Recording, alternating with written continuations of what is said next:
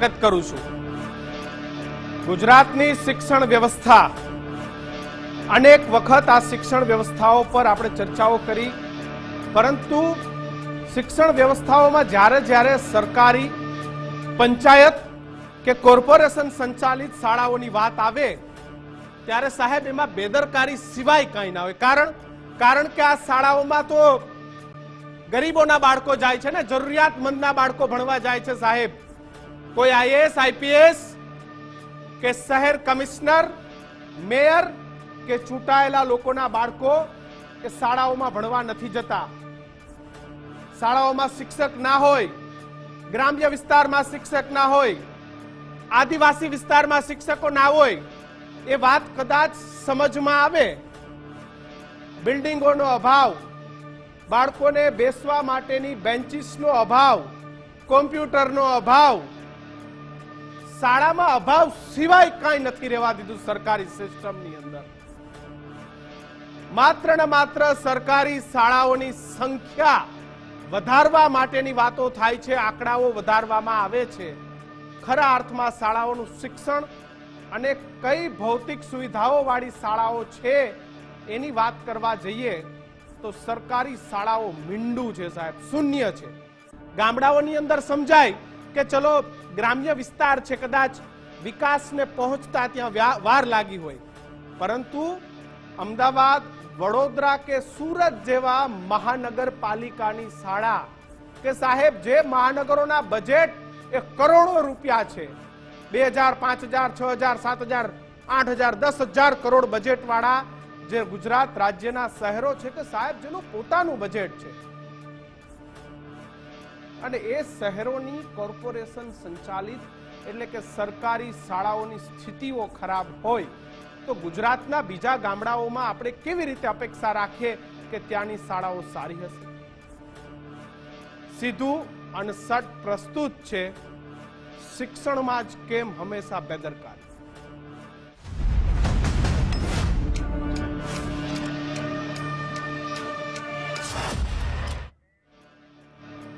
શિક્ષણ મંત્રીના શહેર સુરતમાં જ વિદ્યાર્થીઓનું ભાવિ અધ્ધરતાલ।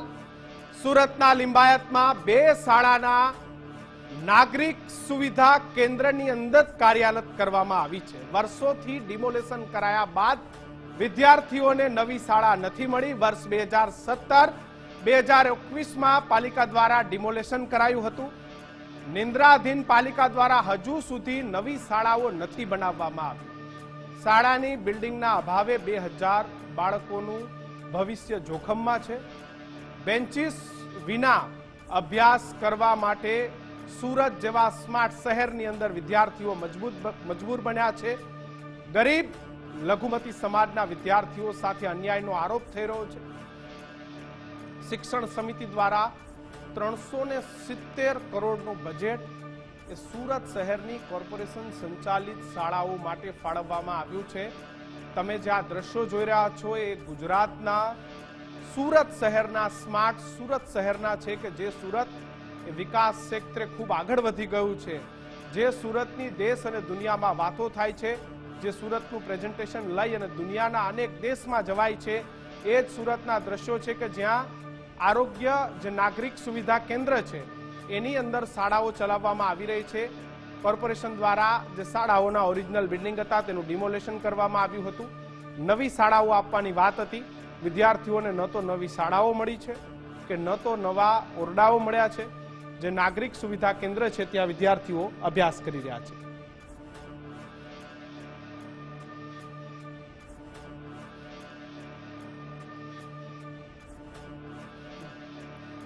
આજ મુદ્દે સુરતથી આપણી સાથે સુરેશ સુહાગિયા છે, પૂર્વ શિક્ષણ સમિતિના સભ્ય છે, આપણે એમની સાથે વાત કરીશું। સુરેશભાઈ, આપનું ખૂબ ખૂબ સ્વાગત છે। આજ મુદ્દે આપની સાથે ચર્ચા કરીશું, પરંતુ આજ મુદ્દે અમારા જે રિપોર્ટર છે રાબિયા, તેમના દ્વારા ખાસ અહેવાલ તૈયાર કરવામાં આવ્યો છે। ત્યાંના જે નેતા છે અસલમ સાયકલવાલા, જે સુરતના મુદ્દાઓ માટે હર હંમેશ લડતા આવ્યા છે, શું કહેવું છે અસલમ સાયકલવાલાનું એ પણ સાંભળી લઈએ। આજે સુરત મહાનગરપાલિકાના ભારતીય જનતા પાર્ટીના શાસકો મ્યુનિસિપલ કમિશનર શાલિની અગ્રવાલજી આમ વાંચતે ગાજતે કહે છે કે સુરત શહેર સ્માર્ટ સિટી છે, વિકસિત સુરત છે, સ્માર્ટ સ્કૂલો અમે બનાવી રહ્યા છે, આ સ્માર્ટ સ્કૂલોનો ઉત્તમ નમૂનો એમનો જોવો હોય તો આ અહીંયા તમને સ્થળ પર આપ પણ જોઈ શકો છો. આજે આ લોકો જાણી જોઈને ગરીબ શ્રમિક પરિવારો સાથે અન્યાય કરે છે. સુરત મહાનગરપાલિકાની પ્રથમ ફરજ છે કે બાળકોને પ્રાથમિક શિક્ષણ આપવું, એ એની ફરજ છે ને આ બાળકોને શિક્ષણ મેળવવું એમનો અધિકાર છે. પરંતુ આ બાળકોને એ લોકો અધિકારથી વંચિત રાખવાનો પ્રયાસ કરી રહ્યા છે, કૃત્ય કરી રહ્યા છે. અને જે તમે જોઈ શકો છો કે આજે 5-5, 6 વર્ષ થઈ ગયા કે શાળાની ઈંટ ના મુકાય, બીજી શાળાને 3 વર્ષ થવા આવ્યો, ઈંટ ના મુકાય, તો શું બલિહારી થતી હશે? આ કોઈ સ્કૂલ નથી, આંજણા હેલ્થ સેન્ટર છે જ્યાં વિદ્યાર્થીઓ અત્યારે જોવા મળી રહ્યા છે અને એ પણ બેન્ચીસ વગર ભર શિયાળાની ઋતુમાં, એટલે કે શિયાળો શરૂ થવા પછી પણ. અહીં એક ઓછાડ અત્યારે દેખાઈ રહી છે, દેખાડવા માંગીશ કે આ એક જાડી કઈ ઓછાડ નાખી છે અને એની ઉપર આ વિદ્યાર્થી દેખાઈ રહ્યો છે અને આ વિદ્યાર્થી અત્યારે એની ઉપર અભ્યાસ કરી રહ્યો છે. તો સાથે જ જે છે સ્માર્ટ સ્કૂલોની મસ્ત મોટી વાતો અને દાવા કરવામાં આવે છે, પરંતુ ક્યાંક અહીંયા વિદ્યાર્થીઓનું ભવિષ્ય જમીન પર દેખાઈ રહ્યું છે. 2 વર્ષથી નાગરિક સુવિધા કેન્દ્રમાં આ શાળા ચાલે છે. આધુનિક સ્કૂલોની આલવેલ પોકારતા તંત્ર માટે આ શરમજનક ઘટના કહી શકાય. અહીંયા એક શિક્ષક પણ છે, આપણે એમનાથી વાત કરીને જાણીએ. સર, તમે અહીં ભણાવી રહ્યા છો પણ બહાર તો આંજણા હેલ્થ સેન્ટર નો બોર્ડ लागेलो છે કે શું? अभी कुछ वक्त के लिए हमको यहाँ शिफ्ट किया गया. हमारी स्कूल का रिपेयरिंग काम शुरू है. वो काम पूरा होने के बाद हम लोग वापस हमारी स्कूल में चले जाएंगे. यहाँ खाली था, हेल्थ सेंटर खाली था, हम लोग को अवेजी तौर पर यहाँ पर भेजा गया है. સરનું એવું કહેવું છે કે હેલ્થ સેન્ટર આ ખાલી હતું, વિદ્યાર્થીઓ છે. બેટા કબ से आ रहे हो यहाँ पे? पहली से ये जगह पे कब से आ रहे हो? 5-6 काफी दिनों से आ रहे हो ना, तो जमीन पे क्यों बैठे हो तुम? तो अभी क्लासा फुल है, इसके वास्ते जमीन पे बैठना पड़ रहा है. तो बेंचेस नहीं है, बेंचेस के बिना ठंडी है. एक तो बेंचेस नहीं है तुम्हारे पास, क्यों? बेंचेस के बगैर तकलीफ होती है? यस होती है.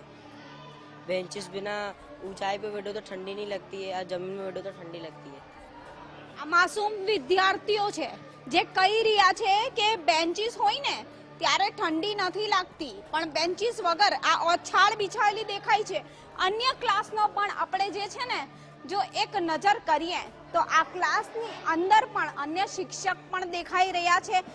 બેન્ચીસ શિક્ષક માટે મૂકેલી દેખાય છે જેની ઉપર બુક્સ મૂકવામાં આવી રહી છે. માત્ર એક બેન્ચીસ, એટલા બધા વિદ્યાર્થી અહીંયા દેખાઈ રહ્યા છે. ટીચર સાથે પણ આપણે વાત કરવાનો પ્રયત્ન કરીશું. ટીચર જરા આવજો આ બાજુ.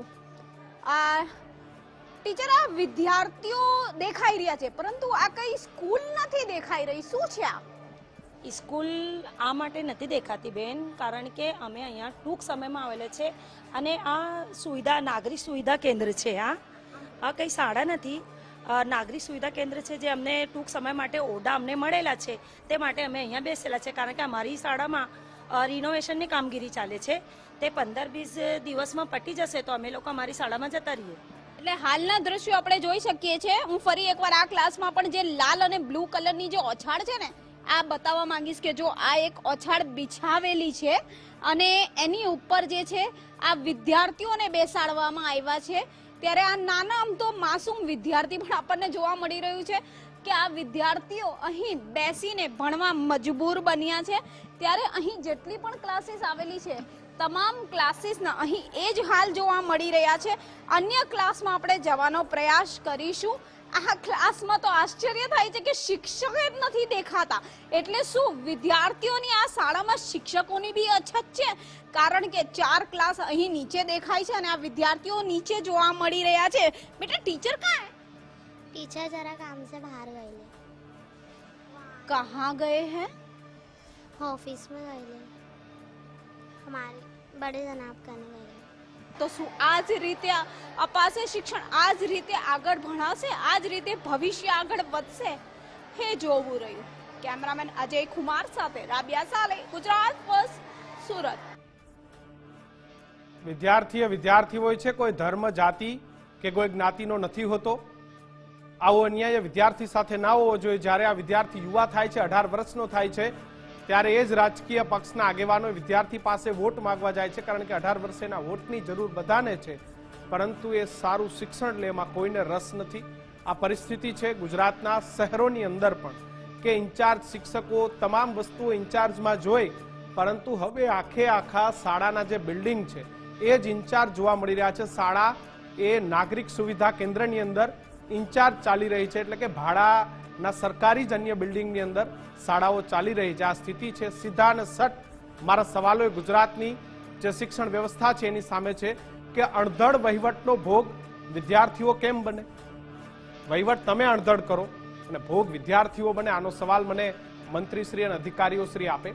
કરોડોના બજેટ બાદ પણ કેમ ન બની નવી શાળા? કોની જવાબદારી હતી શાળા નવી બનાવવાની? કરોડોના બજેટ માત્ર દેખાડા પૂરતા છે સાહેબ. તમે કાગળો પર સારું લગાડવા આટલા બજેટો આપો છો. સુરતમાં વિદ્યાર્થીઓના આવા હાલ કોના પાપે છે? કોને એવું પાપ કર્યું છે? કોણ છે આ પાપના ભાગીદાર કે જે વિદ્યાર્થીઓને બાળકોના ભાવિ કઈ રીતે મૂકી શકો તમે અધરતા? તમને કોઈ નથી પડી ગુજરાતના ભવિષ્યની? ગુજરાતના ભાવિ સાથે કેમ આવો અન્યાય?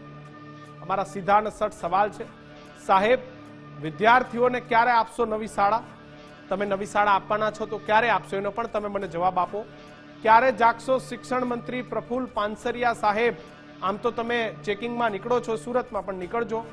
શિક્ષણ મંત્રીના શહેરમાં જ આવું ધુપ્પલ શું કામ? શિક્ષણ મંત્રી જે ગામમાંથી આવે છે, જે શહેરમાંથી આવે છે, શિક્ષણ મંત્રીના શહેરમાં જ આવું ધુપ્પલ ચાલી રહ્યું છે. મંત્રીજી શાળાની સરપ્રાઇઝ વિઝિટ કરી છે ખરા? તમે ક્યારે ગયા છો એ શાળા જોવા?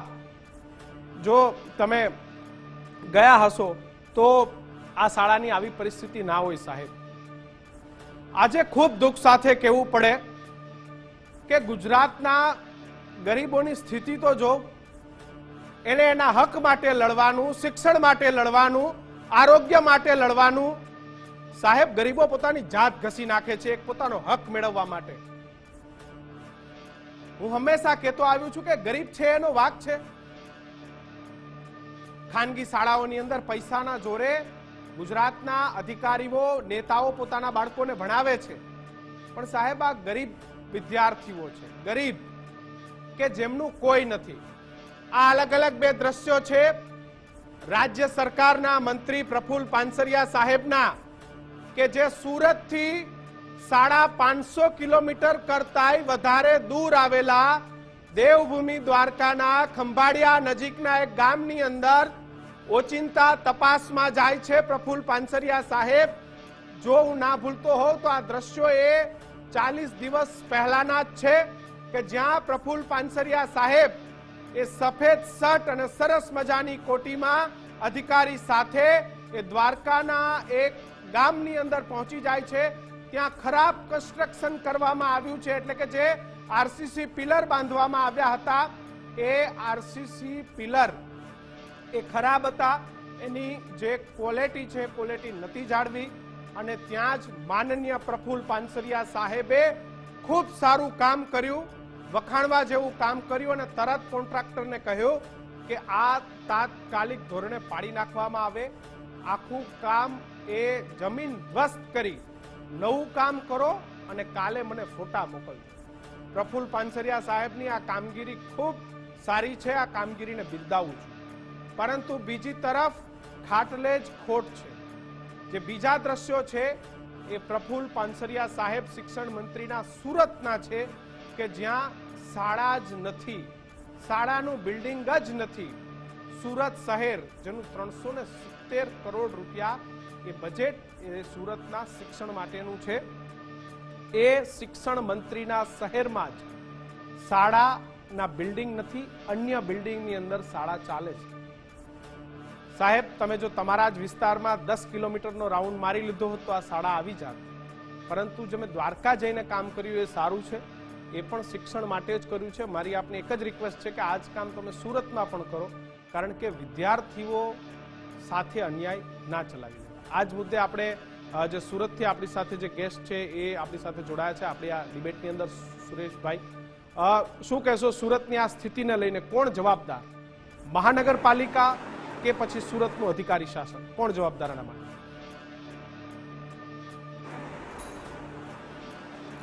સૌથી પહેલા તો આ જે શાળા છે એ 2017 ની અંદર તોડવામાં આવેલી,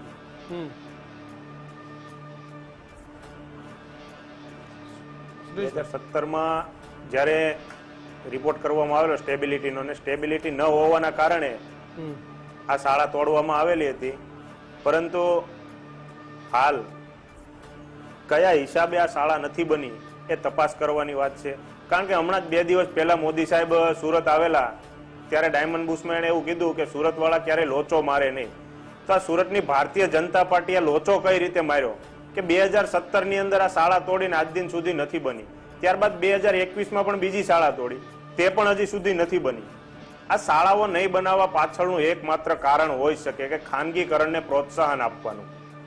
કારણ કે વારંવાર ખાનગી યુનિવર્સિટીઓને મંજૂરી આપવામાં આવે છે, ખાનગી શાળાઓને મંજૂરી આપવામાં આવે છે, પરંતુ જ્યારે સરકારી શાળાની વાત આવે છે ત્યારે સરકારી શાળાની અંદર ના તો શિક્ષકો હોય છે, કાં તો સુવિધાઓની ઘટ હોય છે, બાળકોને પૂરતા પ્રમાણમાં પુસ્તકો નથી મળતા. શા કારણે? એનું એકમાત્ર કારણ કે જો આ દેશનો ગરીબ ભણશે અને શિક્ષિત બનશે તો આ સરકાર પાસે જવાબ માંગશે. આ સરકાર ફક્ત ને ફક્ત ગરીબોને 5 કિલો અનાજ આપી અને વાહવાહી લૂંટવામાં મારો સવાલ છે, મારી વાત સાંભળો, આરોગ્ય સરકાર મારી વાત સાંભળો. સુરતના મેયર બદલાય, સરકાર સ્માર્ટ સિટી સુરતના મેયર બદલાય તો બંગલો બદલાઈ જાય. હમણાં થોડા દિવસો પહેલા પીએમસી સ્કૂલ બનાવવાની વાતો કરી સમગ્ર ભારતમાં. સાહેબ, અમારે પીએમસી સ્કૂલ નથી જોતી, અમારા બાળકોની જે સ્કૂલો હતી એ સ્કૂલો પાછી આપો તોય બસ છે. એક બાજુ આ શહેર છે સુરત શહેર, જેની અંદર શિક્ષણ મંત્રી અને ગૃહમંત્રીનો વિસ્તાર કહેવાય. એ સુરેશભાઈ, મારો અવાજ આવે છે તમને? ને સૌથી મોટી વાત કરીએ તો જેને માઇક્રો મેનેજમેન્ટ ગુરુ અત્યારે ભારતીય જનતા પાર્ટી કહી રહી છે એવા માનનીય અધ્યક્ષ CR પાટીલ સાહેબનો આ આમને ફરી જોડજો, સુરેશભાઈને ફરી જોડજો, કારણ કે મારો અવાજ એમના સુધી નથી પહોંચી રહ્યો. જે મુદ્દો આપણો એ છે કે વિદ્યાર્થીઓ સાથે અન્યાય ના ચલાવી લેવાય. ગુજરાતનો દરેક વિદ્યાર્થી એ ખૂબ મહત્વનો છે. આ પરિસ્થિતિ છે કે જ્યાં ગુજરાતના ગામડાઓમાં તો સમજી શકીએ કે અધિકારીઓ ના પહોંચતા હોય, નેતાઓ ના પહોંચતા હોય, પરંતુ આ તો સુરત છે સાહેબ, જ્યાં દરેક ગલીએ એક નેતા રહે છે, દરેક ગલીએ એક અધિકારી રહે છે, ક્યાંય કોર્પોરેટર રહે છે. કોર્પોરેટરની પણ જવાબદારી છે કે શાળાઓની જો આ સ્થિતિ હોય તો એ સ્થિતિને લઈ અને એની વાત એ કમિશનર કે મેયર સુધી લઈને જાય. ખરા અર્થમાં સ્માર્ટ સિટી સુરત, જેને સ્માર્ટ કહેવા જઈએ તો એની સ્માર્ટ સિટી છે, આ એની સ્માર્ટ નીતિ છે સાહેબ, કે શાળાનું બિલ્ડિંગ પાડી નાખ્યું. બિલ્ડિંગ પાડ્યા બાદ ગરીબ વિદ્યાર્થી છે, ગરીબ વાલીઓ છે, એટલે એમનો હક એને નથી મળે. પણ આની જ જગ્યાએ જો કોર્પોરેશનના કોર્પોરેટરો મેયરને બેસવા માટેનું બિલ્ડિંગ હોત તો તાત્કાલિક બની ગયું હોત. આની જ જગ્યાએ મેયરનો બંગલો હોત તો તાત્કાલિક બની ગયો હોત. સ્ટેન્ડિંગ કમિટીમાં જેવા ચેરમેનો બદલાય એવા આખા ફર્નિચર કોર્પોરેશનની અંદર બદલી નાખવામાં આવે, મેયર બદલાય તો ગાડી બદલી નાખવામાં આવે. પરંતુ વિદ્યાર્થીઓ માટે કેમ બદલાવ નહીં, આ મારો સવાલ છે. ફરી આપણે સુરેશભાઈ પાસે જઈશું. સુરેશભાઈ, વિદ્યાર્થીઓ માટે કેમ બદલાવ નહીં? બાકીના લોકો બદલાય તો આખી સિસ્ટમ બદલાય. પોતાની વ્યવસ્થાઓ કરવાની હોય ચૂંટાયેલા અધિકારીએ કે ચૂંટાયેલા લોકોએ કે અધિકારીએ, તો એ રાતોરાત થાય. સાહેબ બદલે તો ઓફિસનો કલર બદલે, સાહેબ બદલે તો ગાડી બદલે, સાહેબ બદલે તો સ્ટાફ બદલે. સુરતના વિદ્યાર્થીઓ માટે બદલાવની કોઈ જરૂર નથી અમને લાગતી. સુરેશભાઈ, જે મેં પહેલા વાત કરી એમ કે સુરતના વિદ્યાર્થીઓની વાત નથી, આ ફક્ત ને ફક્ત ગરીબ વિદ્યાર્થીઓની વાત છે. જે સુરતના વિદ્યાર્થીઓની વાત કરવામાં આવે તો જે શાસકો છે કે અધિકારીઓ છે એના કોઈ પણના બાળકો આ સ્કૂલમાં ભણતા નથી. હું જ્યારે શિક્ષણ સમિતિનો સભ્ય હતો, શિક્ષણમાં બદલાવ લાવવાની વાત કરી તો મેં મારા ખુદથી કરી હતી કે મારા બાળકોને મેં સરકારી શાળાની અંદર મૂકેલા હતા. પરંતુ હાલના શાસકો છે એમાંથી કોઈના પણ બાળકો આ સરકારી શાળામાં ભણતા નથી. જો શિક્ષણને સુધારવું હોય તો સૌથી પહેલા તો જે 182 ધારાસભ્ય ચૂંટાઈને જાય છે અને કોર્પોરેટર સુરતના છે 120, એ લોકોએ પોતાના બાળકોને જો આ સરકારી શાળાની અંદર ભણાવવાનો નિયમ લાવવામાં આવે તો ઓટોમેટિક આ સરકારી શિક્ષણમાં સુધારો આવી જાય એમ છે. પરંતુ આ લોકોને તો ફક્ત ને ફક્ત વાહવાહી લૂંટવાની હોય છે, જાહેરાતો કરવાની હોય છે. તો મેં પહેલા કીધું એમ કે ગરીબ બાળક જો શિક્ષિત બને તો આ લોકો પાસે હિસાબ માંગે, એટલે હિસાબ ન માંગી શકે એ લોકો માટે આ ગરીબ બાળકોને શિક્ષણથી વંચિત રાખવામાં આવી રહ્યા છે. એનો એક મોટો કારસો ઘડવામાં આવી રહ્યો છે. જેમ આપણે આઝાદી મેળવી અને 70 વર્ષ થયા છે, પણ તો આઝાદીમાંથી ગુલામી તરફ જતા ફક્ત ને ફક્ત મને લાગે છે કે 7 વર્ષ જ લાગશે. કારણ કે અત્યારે તમે જુઓ મોંઘવારી અને બેરોજગારી એટલી વધતી જાય છે, એના કારણે ખાનગી શાળામાં બાળકોની ફી ભરવી કોઈને પહોંચાય એમ નથી અને સરકારી શાળામાં શિક્ષણ મળતું નથી. તો બાળક કઈ રીતે શિક્ષિત બનશે?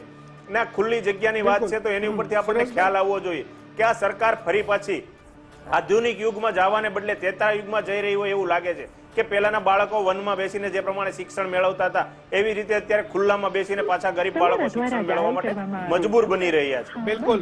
તો આ જ મુદ્દે અમારી ટીમ એ સતત જે એસએમસી કમિશનર છે અગ્રવાલ એમને સતત ફોન કરી રહી છે.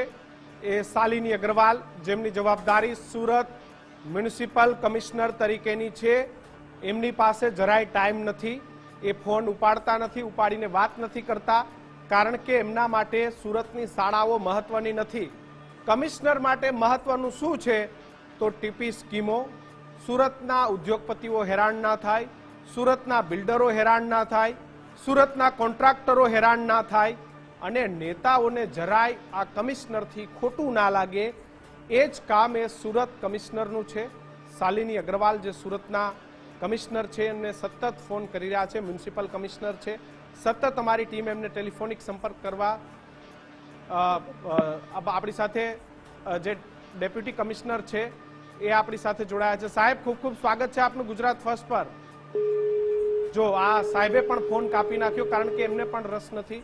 એમને પણ સુરતના વિદ્યાર્થીઓ સારી શાળામાં ભણે એમાં રસ નથી. એમને સુરતમાં ખાલી ને ખાલી માત્ર દેખાવાના ડેવલપમેન્ટમાં રસ છે. જે મૂળ ડેવલપમેન્ટ કે જે માણસની અંદર થવું જોઈએ, વિદ્યાર્થીઓની અંદર થવું જોઈએ, એ શિક્ષણ છે. અને એ શિક્ષણ માટે ન તો કમિશનરને વાત કરવી છે અને ન તો ડેપ્યુટી કમિશનરને વાત કરવી છે. આપણા માટે આ દુઃખદ છે. નાનામાં નાનો માણસ એ કમિશનર કે કલેક્ટર સુધી જાય તો એમની પાસે જવાબ આપવાનો પણ સમય નથી. આ હકીકત છે ગુજરાતની, આ હકીકત છે ગુજરાતના જે વિવિધ શહેરો છે ત્યાંની. કારણ કે એમને ત્યાં જે જગ્યા છે, એમને ત્યાં જે મળવાનો સમય છે, મોટા બિલ્ડરો, મોટા કોન્ટ્રાક્ટરો, મોટા માથાઓને જ છે. આ બાળકોની રજૂઆત લઈને ત્યાં કોઈ જાય તો એમને આ કમિશનર કે ડેપ્યુટી કમિશનર નથી મળતા. અને એટલા માટે જ જ્યાં નાની નાની બાબતો છે કે શાળાનું બિલ્ડિંગ પાડી નાખ્યું છે, નવું બિલ્ડિંગ નથી બન્યું, એમાં બહુ નથી પડી હોતી સાહેબ આમને. કારણ કે એ શાળા બનાવીને આ કમિશનરને સારા થવાનો એવોર્ડ નથી મળવાનો. એને સરકારમાં સારા થવા માટે સારા ઉદ્યોગપતિઓને એન્ટરટેન કરવાના છે કે ભાઈ મેં આટલી આવક વધારી દીધી, શહેરની આટલી આવક વધારી દીધી. એટલે જે પ્રાથમિક બાબતો છે એમાં અધિકારીઓને રસ નથી હોતો. હરીફાઈનો જમાનો છે. જે સારું કામ કરે અને સારી પોસ્ટિંગ, અને એટલા માટે જ આપણે સમજી શકીએ છીએ, સ્વાભાવિક છે કે કમિશનર સાહેબ એ કાંઈ ઉદ્યોગપતિ, કોઈ બિલ્ડર કે કોઈ બીજા કામોની અંદર વ્યસ્ત હશે. કંઈ વાંધો નહીં, પણ એક કામ જ છે, એ કામ કરો. ફોન ના ઉપાડો તો કંઈ વાંધો નહીં. સુરેશભાઈ, સંગીતાબેન આપણી સાથે જોડાયા છે, ધારાસભ્ય છે સંગીતાબેન પાટીલ છે સુરતના. ચલો, એ તો ચૂંટાયેલા છે ને આપણો ફોન ઉપાડ્યો. સંગીતાબેન, ખૂબ ખૂબ સ્વાગત છે આપનું ગુજરાત ફર્સ્ટ પર. તો જે આ ટૂટ કરીને અવાજ આવ્યો, સંગીતાબેને પણ ફોન કાપી નાખ્યો. પણ કંઈ નહીં, 4 વર્ષની વાર છે સંગીતાબેને વોટ માગવા જવાના. જો કે લોકસભામાં તો જશે જ, પરંતુ એમને પોતા માટે માગવા માટે 4 વર્ષની વાર છે. એટલે એમને પણ જે આ બાળકો છે, બાળકો સારી શાળામાં ભણે એમાં એમને પણ કોઈ રસ નથી. આશા રાખીએ કે ગુજરાતનું શિક્ષણ સુધરે અને શિક્ષણની અંદર ફેરફારો આવે. પરંતુ જે પરિસ્થિતિ છે શિક્ષણમાં એ ઘણી ખરાબ છે. પરંતુ આ વચ્ચે સૌથી મોટા સમાચાર એ કોરોનાને લઈને આવી રહ્યા છે. ગુજરાતમાં કોરોના વાયરસની ફરી જે દસ્તક છે સામે આવી છે, તેને લઈને આપણે વાત કરીશું. આ મુદ્દે આપણે ફરી ચર્ચા કરીશું. સુહાગભાઈ, આપ આપણી સાથે અમારી સાથે જોડાયા એ બદલ આપનો ખૂબ ખૂબ આભાર.